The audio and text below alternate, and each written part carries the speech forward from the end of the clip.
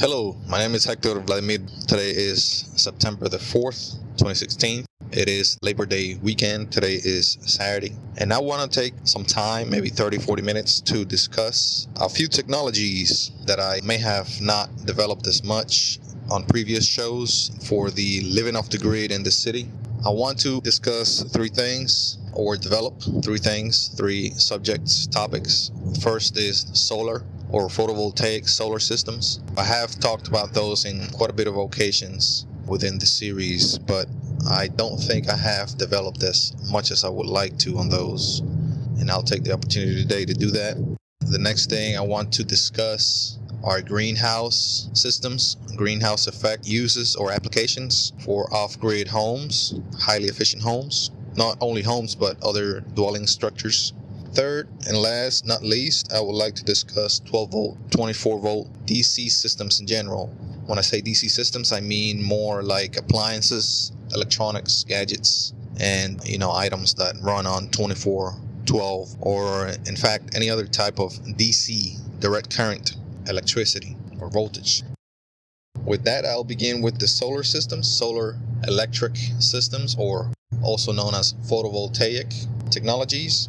There are very few items that run directly from solar or photovoltaic electricity or current. There are maybe just a few, but in reality they run on DC power. They run on however much DC power that solar array or solar panel could produce on average. I say on average because solar energy varies as far as the potential current produced and the amount of voltage produced. Mainly what changes is your current, depending on the sunlight received by the solar cells. Not only the sunlight, the amount of sunlight, but the angle at which the sunlight strikes that solar cell, meaning that the more perpendicular the light or the radiation is to the solar cell, the higher the power or current that is produced in that cell. And it goes down to the molecular behavior of the materials used to build or produce a solar cell. And I will leave that to you to look that up. There are various and many websites out there that describe how solar cells work. But in basic terms, solar cells work because of a reaction, molecular reaction, that the materials have within the cell. These materials mainly include at least two distinct types of silicone, two layers of different types of silicone. One is a lot more sensitive to the sun radiation, the photons that are within the light beams. The other one is not as sensitive to it. They lay on top of each other. These two silicone types or silicone materials, they're like wafers. They lay on top of each other. I'm talking about one single cell, which is about, a couple of inches squared. Describing each of these cells, of course, a panel, solar panel is an array of these cells, a collection of these cells arranged in a rectangular fashion mostly. There is two types of silicone, semiconductor material. The first type is the N-type or the negative type silicone, which is doped, as they call it, with a lot more electrons or materials that have electrons, which are the negatively charged particles that produce electricity. Those are the particles or the charges, the units that flow, produce an electric charge, an electric current. This semiconductor material, let's say the silicone that is doped with more electron heavy or dense material, is the top wafer. The P-type semiconductor, which is lacking of electrons mostly, or has a lot less electrons, is the wafer on the bottom of this solar cell. There are conducting material, silver, copper. As a conducting material, they lay those as strips mostly on solar cells on top of the N-type semiconductor and also on the bottom, basically making a loop around the whole cell. If you could just imagine a square pair of wafers, one on top of the other, kind of sandwiched together, and a belt around them. The belt in the middle of them all the way around is like the conductor, a wire, basically a belt made of metal, conducting material. Imagine that little belt all around it like a tape, and basically allows electrons to collect from the wafer materials or the semiconductor materials. They gather in this belt, and are forced to travel in one direction, because as sunlight hits the top N-type semiconductor wafer, all of the electrons attempt to travel away from the wafer. They attempt to travel away from the negatively charged wafer to the positively charged wafer. Because this is just the law of nature, things tend to balance themselves. This also happens electrically. All the electrons attempt to go from the negatively charged material to the positively charged, or the material that's lacking the electrons, to try to balance itself. And at the same time, while this is happening, a current is created in this little belt around the wafers. Basically, it's the little channel, the canal, if you will, that is carrying all these electrons from one side to the other. And lo and behold, you can tap into this current. You can basically channel these electrons, not only from one side to the other, but you can channel them away. You can steal a lot of these electrons and use them for your own purposes. You can run it into another circuit, run it into a battery, or use it for a load. Light up a bulb, for example, light up an LED light. You can wire it to another wafer, to another cell, and produce even more charge. And that is basically the theory behind the solar array. It is an array of solar cells wired to where they all produce charge, and at the end, this charge is channeled to a outside circuit outside of the array. The array is a collection of these cells sandwiched in between insulating material and tempered glass for protection from the elements, the weather, rain, sunlight, dust, etc. And this is all put in a frame, usually metal, aluminum, or other lightweight metal alloy, to make up a solar, what they call a solar module. And in basic terms, that is what a solar photovoltaic panel is. There are two types of solar panels: monocrystalline or polycrystalline. Monocrystalline, in basic terms, is a more durable, more efficient technology. Polycrystalline is what they call the thin film solar cell technology, and it's a lot lighter weights, a lot less expensive. It is not as efficient as the monocrystalline. It could be used in flexible panels, and again, is a little less quality, less lasting, less efficient technology. The polycrystalline is. There are various voltages for solar photovoltaic systems. 12 volt and 24 volts are the most common types of modules out there for residential and light commercial. There's also 48 volt and up systems or modules for large scale farm type solar array applications installation. There are also two types of installations: roof mounted and ground mounted or land based. Those are your arrays that are sitting on poles, sitting on structures, grids, structural grids, on the ground, dirt, pavement. Your roof mounted on rooftops of homes, buildings, structures. And that is, in basic, simple terms, what solar photovoltaic systems are. A little description and the different types that there are out there. There's two types of installations: off-grid installations, which I heavily encourage in this radio show, and there is also another type called on-grid or grid-tied installations. The difference is that the off-grid does not depend on the conventional power company hooked up. The on-grid or grid-tied does depend on the power company. Your off-grid is battery-based and is independent. The grid-tied does not need batteries, but depends on the conventional power grid. So what to do? I highly encourage to go off-grid. This is the main purpose of this whole series of audio recordings. Okay, so because of various reasons, many of which I have already discussed, mainly is harmful. The power grid is harmful both for society, environment, and even human health and life. Independence is a big reason among them. Safety, self-sufficiency, and efficiency. Efficiency is a huge reason for going off the grid, for sake of efficiency, saving energy and using energy logically, smartly. I do recommend also to try to get the most efficient technology available. Right now, they have very high efficiency solar technologies which are still being tested There may be some out in the market for a lot more money than what their conventional, more established technologies are. And if you are able to invest in those and help the industry, by all means, go ahead and do it. But right now, the more efficient solar technology, photovoltaic technology, is the monocrystalline. Like I mentioned earlier, it's noticeably more efficient than your polycrystalline. So invest in monocrystalline technology. It's easy to find in the item or technology description as you're purchasing it from a supplier, seller. It should be under the description. If you're getting it online, make sure you read the description.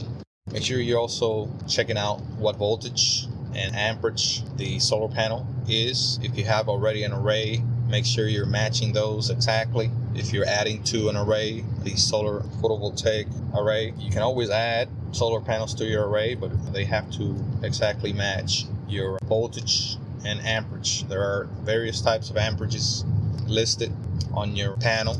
It's usually on a label behind the panel, but it's also in the description. Make sure you're matching those exactly, because it will affect the efficiency of your system and even the lifetime use of your system. Basically, how long you keep it, how long it's in service. Again, there are 12 volt, 24 volt, and 48 volt systems. The more common ones are 12 and 24. I have tried both the 12 and 24 volt system. I have found personally, and I have read many articles from experts, that 24 volt systems are more efficient and do work a lot better for high power requirements, or high voltage, high amperage requirements. As for appliances that require higher amounts of power, such as 240 volts, or high amperage appliances like heating elements, appliances that heat up either water, air, or anything else, make sure that you consider the 24 volt system. It's better to do this at first and make the right decision for what you're planning to use your solar photovoltaic system, because once you go with a certain type of system, such as a 24 or 12 or 48 volt, it's very costly to switch into another type of voltage, because the equipment that you will be purchasing may be locked into the voltage type you choose. For example, your charge controller and your inverter, which are two pieces of technology that are needed in any solar photovoltaic system. Your inverter, especially, since it's a pretty expensive piece of equipment, is usually locked into either 12, 24, or 48 volt. It is not interchangeable. Once you buy a 24 volt, for example, inverter that is used for, it needs to be used for that type of voltage. So if you decide that you wanted to go 48 because your power needs or lower to a 12, then you would have to basically get rid of that system. Not only get rid of the system, but also attempt to sell it. You may have to spend more money than you have. If you're not sure if you're going to need more power in the future, I do recommend you go with the 24 volt system, which is middle of the road between 12 and 48. 48 volt systems are for very high power applications, and 12 volts are for lower power applications, like for RVs, recreational vehicles, boats, remote locations. You may want to go with 12. 12 is a lot cheaper than 24, 48 volt system. The equipment is smaller, generally smaller. The solar panels are smaller. The equipment is, again, cheaper, a bit more compact. Also, an advantage for 12 volt systems is that there are many 12 volt appliances, electronics that you can run on 12 volts, simply because 12 volts is very widely used in cars, vehicles, and mobile systems such as RVs, etc. So keeping it 12 may help you out if you're planning to run a whole bunch of DC 12 volt electronics, which there are a lot more than 24 volt or 48 volt electronic. That's something to consider. 12 volt systems can be a deal breaker for many people on the subject of cost. 12 volt appliances and electronics do use a lot less energy, a lot less electricity, a lot less charge out of your battery. So it may save you a whole lot of money in the long run if you decide to go with 12 volt DC systems. It may take away the need or avoid the need for a inverter altogether, depending on your situation, depending on the application, for example, and most likely if you're going to go on the road or not. Meaning if you're going to be using solar for RV systems, mobile systems, your vehicle, boat, trailer, camper, any kind of mobile application, you will benefit from using 12-volt appliances. Just to continue on the few energy technologies that I am developing on this show: photovoltaic systems, greenhouse systems, and also DC, direct current appliances. Those three are the main focus of this show. To wrap up a little bit on the solar photovoltaic systems, again, among the cheapest, if not the cheapest, and straightforward and easiest way to get off the grid as far as energy and electricity goes, solar is the way to go.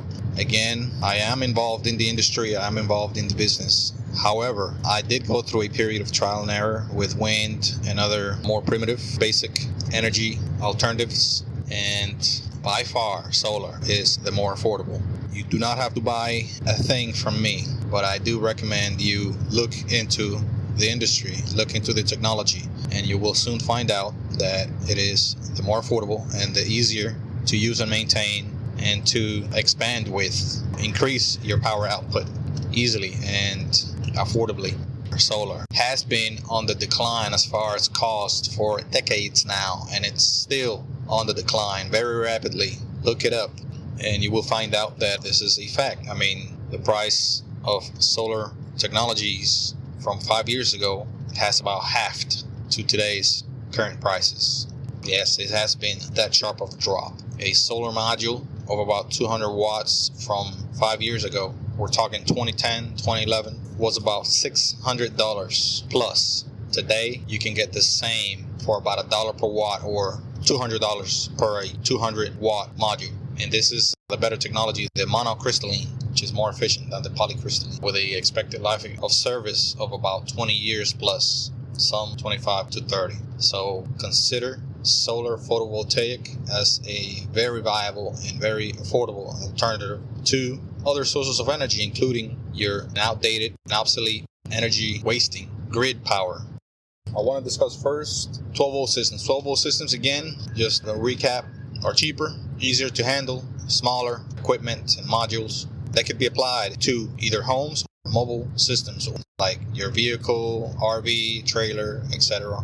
Again, they also could power a lot of your DC 12-volt appliances, radios, televisions, fans, chargers. All sorts of plug-in chargers are 12-volt for your vehicle. You can easily wire those up so they can work straight from a 12-volt battery. Also, 12-volt batteries are by far more abundant, popular, and easier to access and to acquire than any other type of voltage, whether it be lower 6-volt, 3-volt, or higher, 18, 20, 21, 24-volt.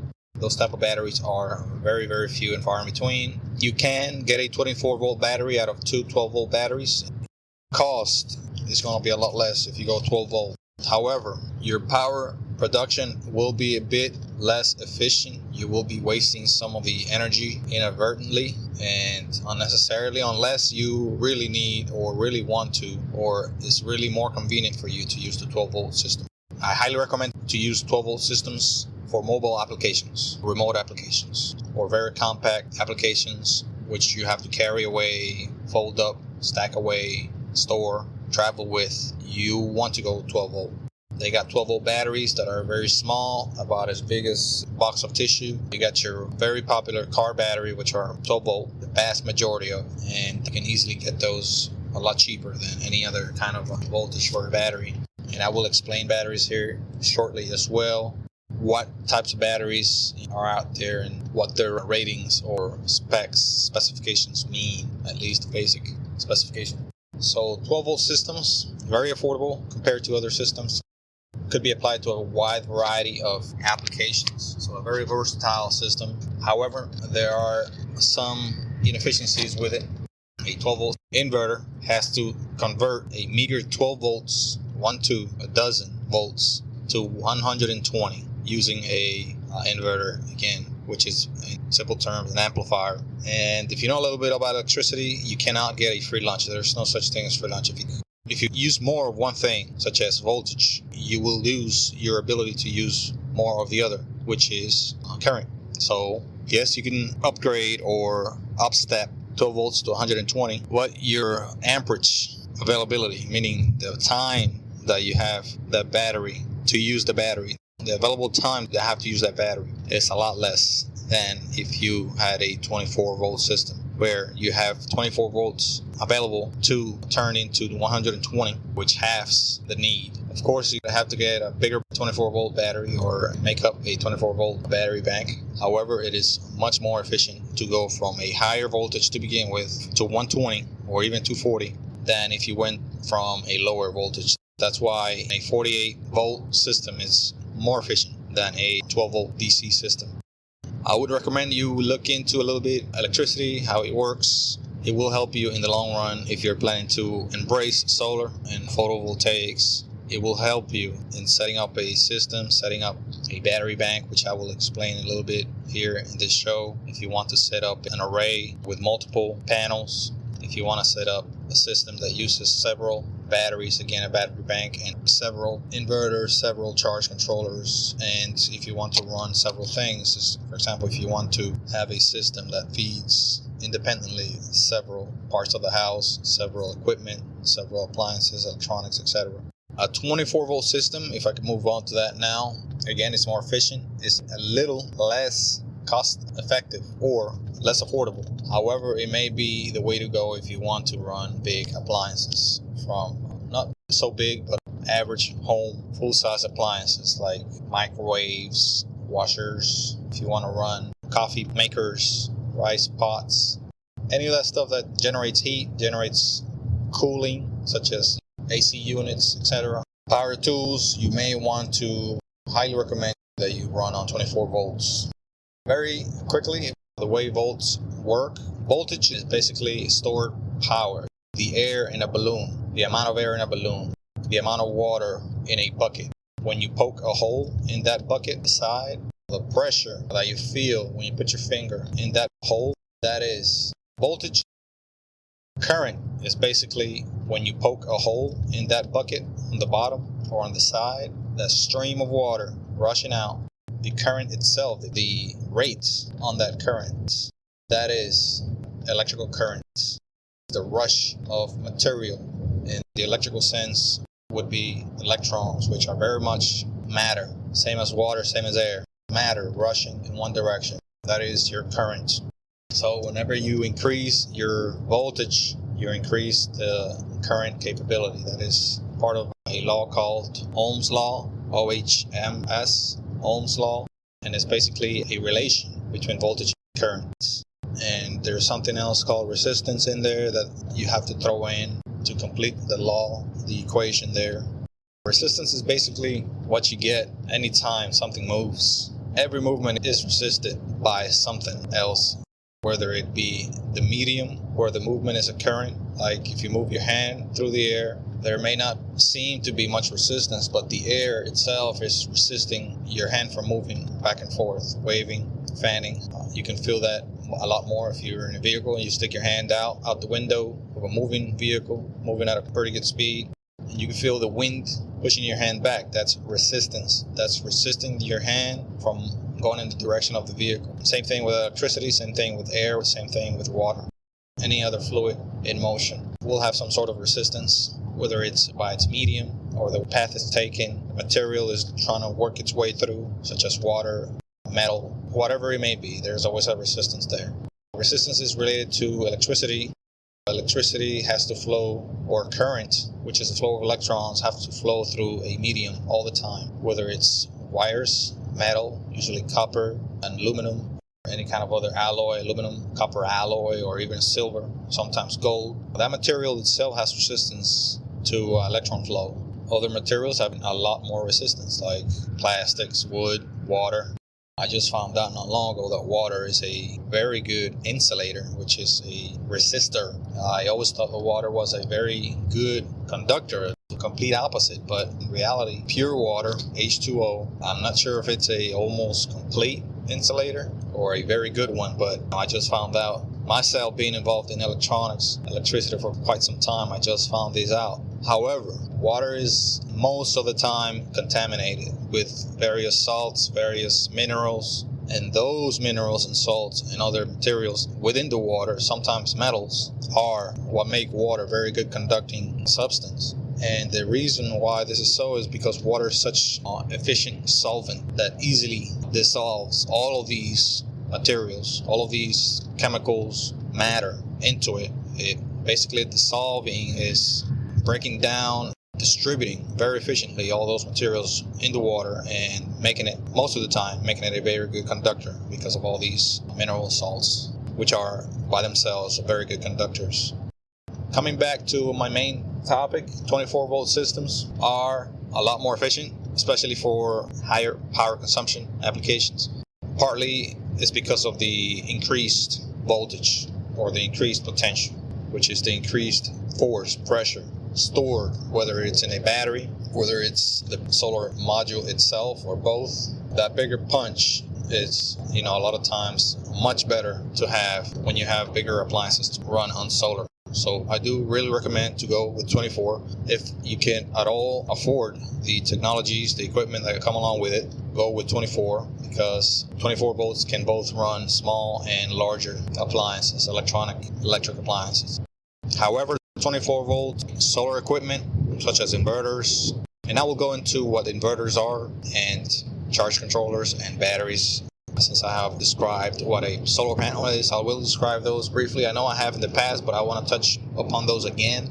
24 volt inverters will not power lower voltage equipment. Just because it's 24 volt doesn't mean it's going to power a 18 volt piece of equipment or a 12 volt piece of equipment or a 9 volt piece of equipment. No, you cannot plug in equipment that is rated for 12 volts, for example, to a 24 volt source, because it will burn up that piece of equipment. Very likely it will burn it up because too much power is available. That will most likely mess up fuses, resistors, will heat up the wiring, will blow up motors, and a whole array of other negative stuff that you don't really want your equipment to experience.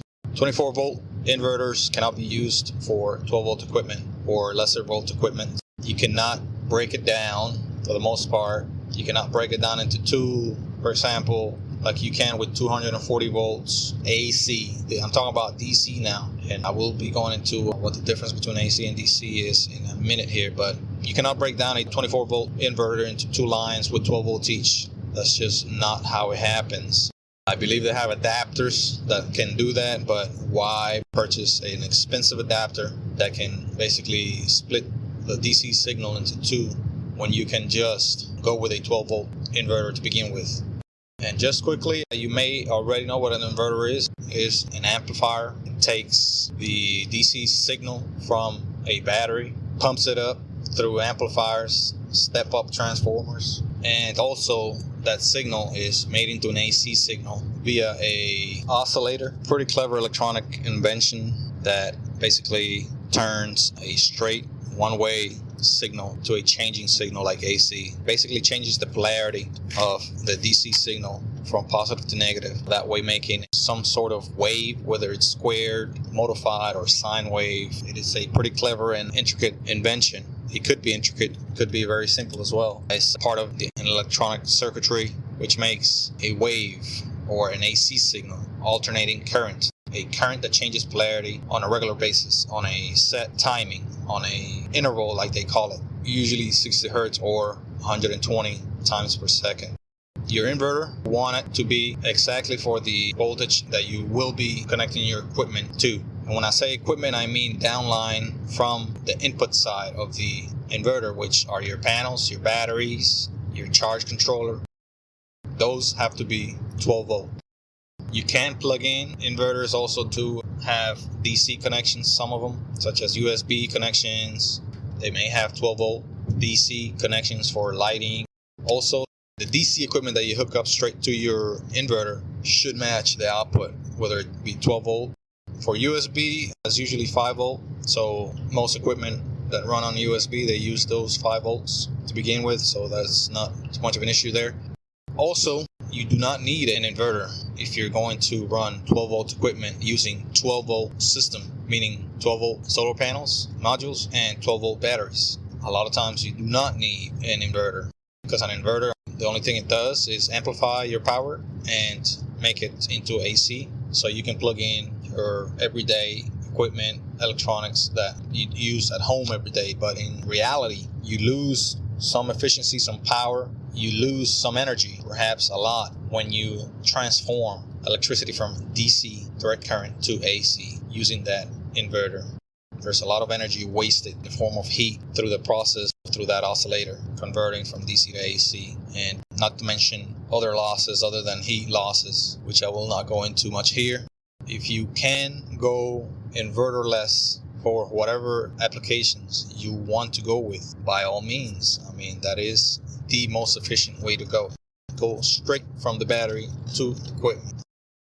You may need some sort of transformer to go from 12 to, let's say, 5. All you would need is a step-down transformer, and there you go. You got a 5-volt charger for your phone. Could be used for USB, could be used for any other type of plug that you can rig to use those 5 volts. Computer systems, for the most part, work on 5 volts voltage, DC that is. If you know a little bit about electronics, electricity, that's why I'm so fascinated with the industry, with the subject, with the matter, because, I mean, it is so useful, and you can do so much and be creative and change things around. You can rig things and make things work where they didn't before. You can put things together and make something completely new. You can fix something from parts from another piece of equipment you don't really want. And you can not only save a lot of money this way, but you can very satisfyingly build things, even get lucky and come up with a new gadget, new piece of equipment, new electronic that could become very popular very rapidly. It could take off from there. So 24-volt systems are what you want to go with if you're going to work with bigger electronics or household appliances. If you're going to be mobile, smaller electronics, smaller appliances, you may go with 12-volt. However, 24-volt can be used for both. Again, 12-volt equipment is a lot more popular because of vehicles. Vehicles use 12-volt systems, including trucks. So 12-volt equipment, DC equipment are very popular in comparison with 24 and other voltage. They have 12-volt refrigerators. 12-volt electronics appliances are popular. They got refrigerators that are 12-volt, smaller, of course, because they are mostly made for truckers. They're made for camping, for RVs, recreational vehicles, trailers, and the like. They may have a few models of solar refrigerators for remote locations, for villages, for backup, for marine applications, boats. Those use 12-volt equipment. So 12-volt equipment, radios, chargers, computers. A lot of them have chargers that hook up to a 12-volt outlet in your vehicle. Fans. I just found a ceiling fan that runs on 12-volt DC, which I immediately bought. Of course, not available here in the US, but from China, and it works pretty good. I mean, it's a lot smaller than your average ceiling fan, but I mean, it will provide air straight from a 12-volt battery. In case of an emergency, even if you have a RV trailer that you want to cool with a ceiling fan, it could be hung on the ceiling. It doesn't have to be really installed or attached with any kind of hardware other than just like a hook. 24-volt appliances, again, can be ran directly from batteries, a single or a battery bank. They could run straight from the battery, saving lots of energy, saving lots of charge. When you buy batteries and you spend hundreds of dollars buying your battery, and also spend hundreds of dollars on solar modules to charge those batteries, and you get sun during the day to get your charge, you want that charge to operate as many things as possible and for as long as possible. So if you can run the things that you use straight from DC power, 12-volt from a battery or a battery bank, by all means. I mean, this is the way to go. This is the most efficient way to run equipment, because you're not using up energy that is wasted through heat, mainly by transforming that energy into AC. And a lot of these equipment, electronics, use DC anyway. They are wasting energy through heat, converting it to AC in your inverter, and then once it goes to your electronic, you're converting half of the time AC back to DC. So you are basically wasting energy, double whammy, times 2. That's quite disturbing that a lot of the electronics run already on DC, and we're not taking advantage of this, when a lot of times it is even 12-volt DC. If you see a lot of your AC adapters, which are the big, bulky, block-looking connectors that your laptops and your gaming devices have, and some of your chargers, if you can look, it transforms AC, usually 120 or 110 volts AC, right back to DC, usually sometimes 12 volts DC, which is exactly the voltage in your battery, in your car battery, your marine battery, and sometimes 9 volts, sometimes 5, 3.5, 2.5. And if you have a DC charger from a DC system, you are saving tons of energy, lots of energy, depending on how big your system is. Stored energy is gold if you have a system that you depend on, like I do. I have a small shop here in the Middle Georgia area, and I'm running it exclusively and 100% off the grid with solar. So every drop of energy, every charge, every minute of charge makes a difference. A minute of charge in those batteries I have could make the difference between finishing up something at work I'm doing, computer, or having to leave it the next day. That is how critical a minute of charge is. So you want to ration out your power usage. You want to be as efficient as you can possibly be. And to accomplish that, you have to have the right equipment. You have to have the right connections, the right type of wiring. Wiring is extremely important, and it has a lot to do with what I just spoke about with resistance. You want good wiring, weather resisting wiring. You want wiring that is thick enough for the appliance that you will be using it for the application. As a rule of thumb, thicker the better. However, it is cost inefficient, ineffective to use too thick wires for a certain application. You want to be just right because of the cost of copper and conducting material. Wiring is expensive. If you ever bought wire that's more than 12 AWG, American wire gauge, you will soon find out that wiring is expensive. Try to buy a 10 AWG extension cord and let me know. The higher the number on the AWG, the thinner that wire. The smaller, the thicker. So a 10 is pretty thick for a extension cord, but it's used for high power, high current appliances like power tools, etc., motors. The price could be double or more. DC appliances, those are out there. Get them if you can, especially if you're planning to get off the grid, so you can minimize your need and your use of inverters. Go inverter less if you can. They have lighting that work on 12 volts, even 24 volts in some cases. You can use car lighting. They have various LED type lighting that you can use for lighting your home, lighting your room, lighting your RVs, trailers, recreational vehicles, boats, yachts, camping. You can use DC equipment and run it with solar straight from a battery, like radios, solar radios. They usually have a small battery inside to charge.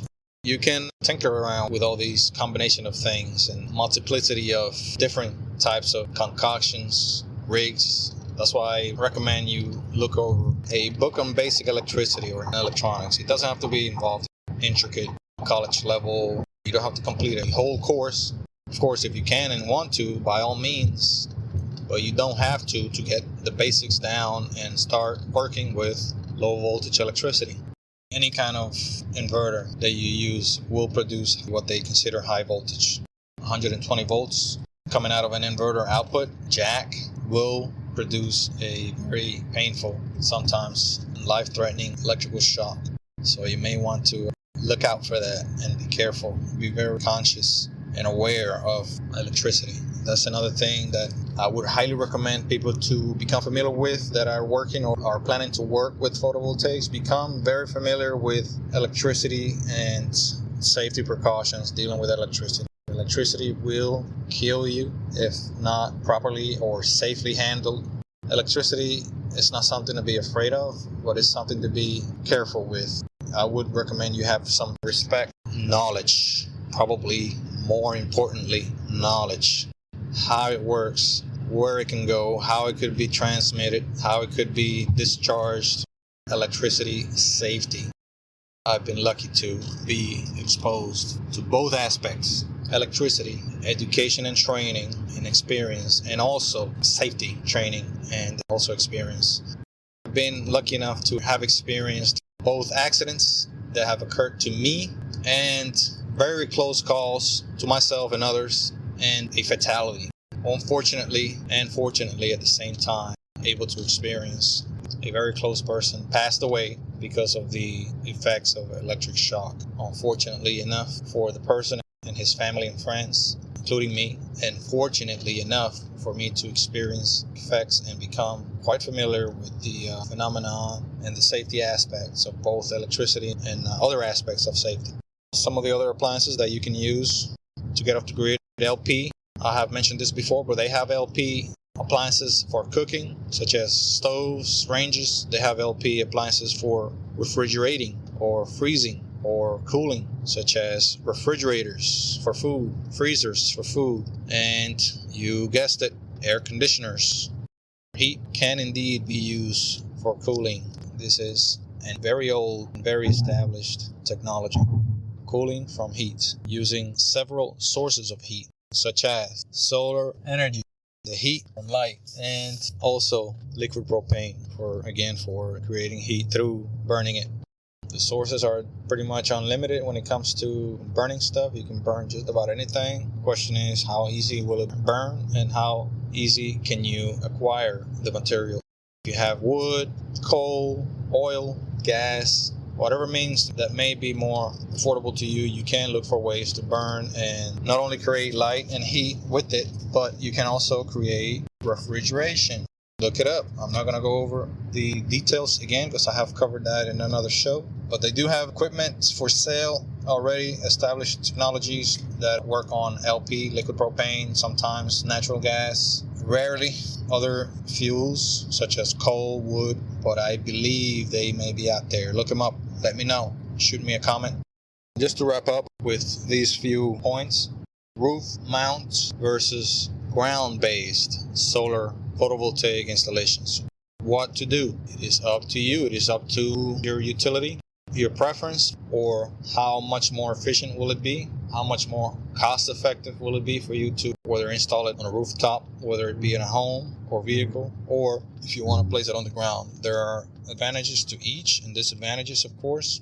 The advantages include, if you put them on the roof, for example, to begin with, they're out of the way. You can save space. You can get them out of sight. You can get them away from the reach of those that may want to steal your property. Yes, they are out there. You can also get them out of the way for safety reasons, wiring, high voltage. You may want to get those away from the reach of unsuspecting people, children, or people that just don't know that solar equipment could be producing high voltage, thus harm you. And you can also keep them away for a rooftop, that is, safety issues as far as space, tripping hazards, sharp edge hazards, falling hazards, etc. You may not want to have cables, any kind of sharp edges where people could fall into, run into, slam into, etc.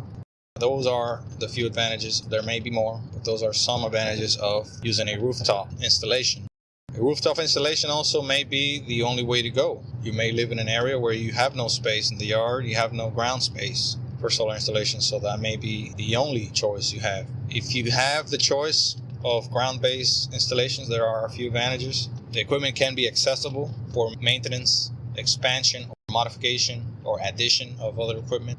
Easy access for monitoring, easy access for cleaning, easy access for if you want to just show it off, show it to other people, look at it. Some people enjoy looking at their equipment and have it working and just contemplate and maybe look for ways for improvement to make it better. One way to do it is by just keeping an eye on it. How does it look? Be better? Can you get more? Can you downgrade? Go with less? Can you move them around? Can you tweak them? Make them better? Make them save a little more space? Those are advantages, however subtle, of having those on your ground, whether it be your yard, patch of land, a concrete pad, whatever it may be, whatever space you may have available. You may be able to use that space to put a ground-based solar array. Solar arrays, they require structures for those solar modules to be installed on. Those structures could be quite costly at times. Even if you do a rooftop installation, you still need structures to put the panels on. Panels don't just go on the roof by themselves. You just don't get bolts and bolt them into the roof by itself. You need a rail system. You need rail systems, and you need a system of footing to basically attach to your structure or your under infrastructure of your roof. Joists, The lumber under your roof is basically used as a support for the footing of the solar array, where the solar array itself goes attached to this footing.